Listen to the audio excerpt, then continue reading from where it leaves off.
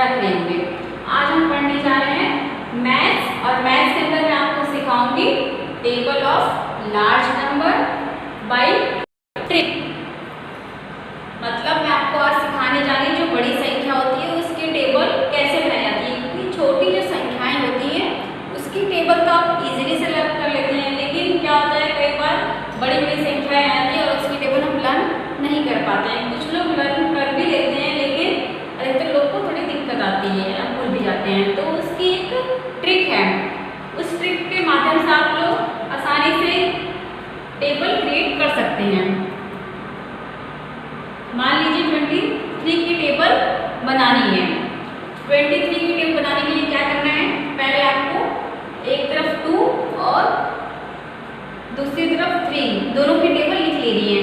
2 1 जा 2, 2 2 जा 4, 2 3 जा 6, 2 4 जा 8। इसी प्रकार पूरी टेबल लिखती चली जाएगी।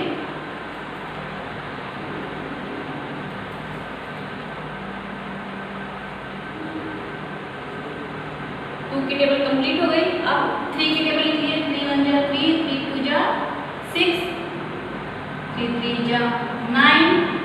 और ध्यान रखिए कि इसके सामने सामने आए।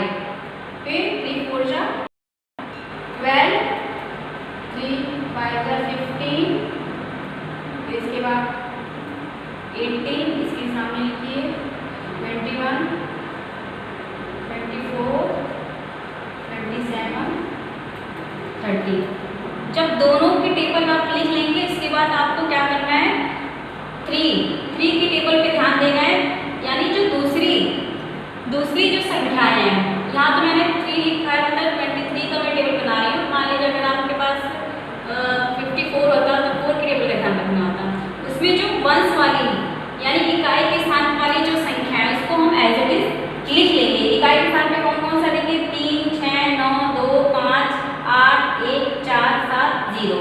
एक बार फिर से बता रही हूँ, टेबल बनाते समय सबसे पहले हमें जो दूसरी संख्या की टेबल है उसकी इकाई के स्थान पे जो संख्या आई है उसको हम एज इट इज लिखते चले जाएंगे। जैसे 3 तो लिखा है, फिर 6 को लिखिए, फिर इसके बाद 9, फिर 2, फिर 5, फिर 8, फिर 1, 4, फिर 7, फिर 0।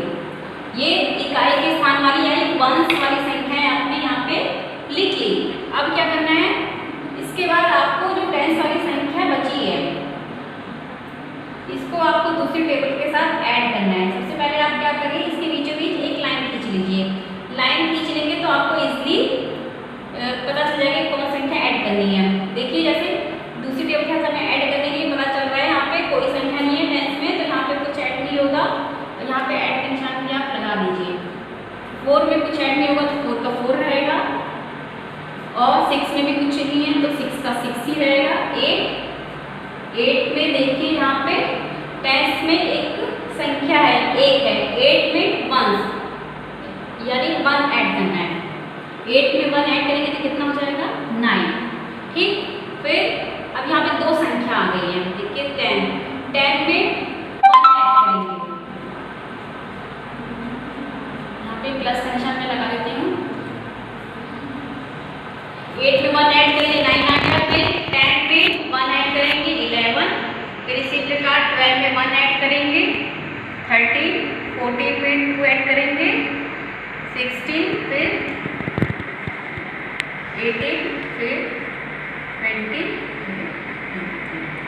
ये देखिए आपका 23 का टेबल क्रिएट हो गया, और कितना इजीली हम लोगों ने क्रिएट किया है। आसान आपको लगा होगा, लगा कि नहीं लगा।